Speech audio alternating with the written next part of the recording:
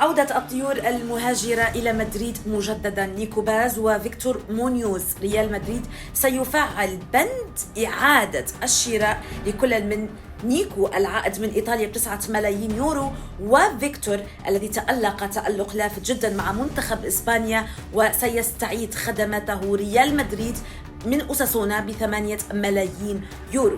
أما بالنسبة لإندريك الذي تألق في الدوري الفرنسي فعودته حتمية بعد انتهاء إعارته إلى ليون. كمدريدي، من هو أكثر لاعب تنتظر عودته بشدة؟